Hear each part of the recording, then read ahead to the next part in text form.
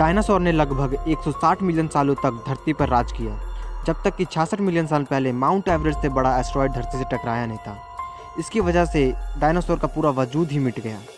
लेकिन आज हम इस धरती की बात नहीं करने वाले, हम उस धरती की बात करने वाले हैं जहाँ डायनासोर जिंदा है और वहाँ कभी भी एस्टेरॉयड नहीं टकराया। तो क्या हुआ उन डायनासोर का? फिर डायनासोर के लाइफस्टाइल में क्या चेंजेस आए? क्या डायनासोर इवॉल्व होते होते 2 पैरों पर चलने लग गई? फिर इंसानों का क्या हुआ? क्या इंसान और डायनासोर एक साथ रहने लग गए? ये सभी सवाल जानने के लिए इस वीडियो को जरूर देखना। ये सभी क्वेश्चन जानने के लिए हमें मल्टीवर्स में सफ़र करना होगा। तुम चिंता ना करो, मैंने इसका भी जुगाड़ कर रखा है। मैंने डॉक्टर स्ट्रेंज से सहायता मांगी और उन्होंने हाँ भी कर दिया। तो कुर्सी की पेटी बांध लीजिए, हम मल्टीवर्स में सफ़र करने जा रहे हैं। तो चलिए शुरू करते हैं। भाई साहब कुछ ज़्यादा नहीं हो गया ये?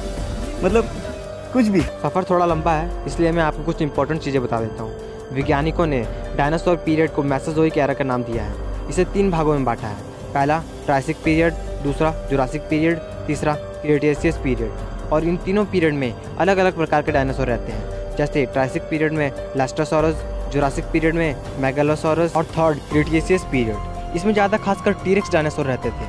आपने ध्यान दिया हो तो इन तीनों पीरियड्स में अलग अलग प्रकार के डायनासोर रहते थे। मतलब डायनासोर का भी इवोल्यूशन हुआ। मतलब अगर ऐसे ही चलता रहता, जैसे इंसान 2 पैरों में चलना सीख गए, वैसे ही डायनासोर भी 2 पैरों पर चलना सीख जाते हैं। लेकिन ऐसा हुआ नहीं। कुछ कारण थे जिनके कारण डायनासोर इतना ज़्यादा इवॉल्व नहीं हो पाए। ये क्या कारण थे, ये आपको आगे वीडियो में पता चलेगा। तो लो, पहुंच गए हम ऐसी धरती पे जहां डायनासोर अभी भी जिंदा है और वहां कभी एस्टेरॉयड टकराया ही नहीं। देखने से तो लगता है पूरा धरती हरियाली से भरा हुआ है और डायनासोर भी अपनी लाइफस्टाइल पूरी अच्छी तरह जी रहे हैं। तो मज़ा नहीं आ रहा है। थोड़ा सा आगे चलते हैं, टाइम ट्रैवल करते हैं। तो डॉक्टर स्ट्रेंज भैया को कहते हैं थोड़ा सा टाइम ट्रैवल करने वास्ते कुछ मिलियन साल आगे चलते हैं।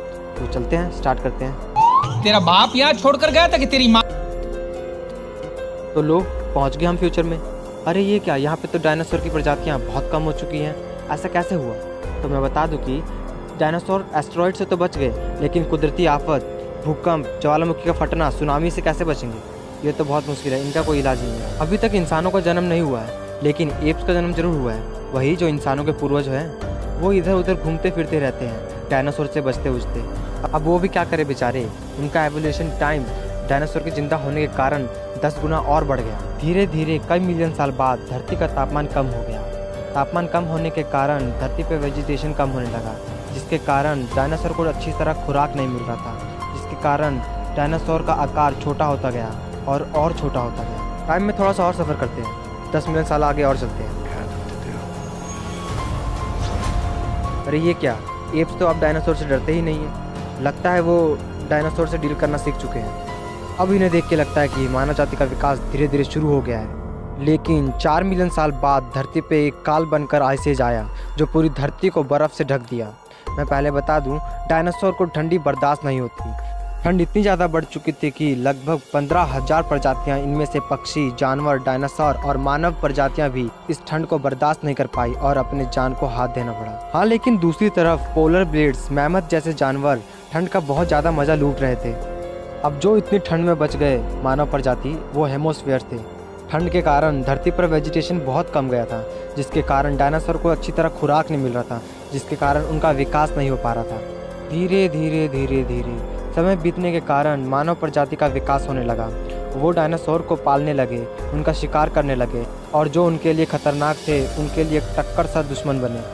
धीरे धीरे टाइम बीतता गया और एक ऐसा वक्त आया जब मानव पैसे के पीछे भागने लगा। वो डायनासोर को पैसे के लिए बेचने लगा, उसे जंग में हथियारों जैसा उपयोग करने लगा, उसे जानवरों जैसा ट्रीट करने लगा। उनके लाइफस्टाइल और हमारे लाइफस्टाइल में बस कोई फ़र्क नहीं था। बस एक ही फ़र्क था कि हम डायनासोर के साथ रहे नहीं कभी और वो 500,000 सालों तक उनके साथ रह चुके हैं। धीरे डायनासोर लुप्त होने लगे। उनका भी लाइफस्टाइल हमारे जैसा होने लगा, पर उन्हें ऐसा करने में 500 या 1000 साल और लगेंगे। बस अब वापस चलते हैं अपनी दुनिया में, इस मल्टीवर्स के सफ़र को ख़त्म करते हैं। मुझे डॉक्टर स्ट्रेंज को फीस भी तो देनी है, किसी को बताना मत। वीडियो अगर अच्छी लगी तो इस वीडियो को लाइक जरूर कर देना और चैनल पर नए हैं तो चैनल को सब्सक्राइब कर देना, ताकि हम ऐसे ही मल्टीवर्स के सफ़र में जाते रहें।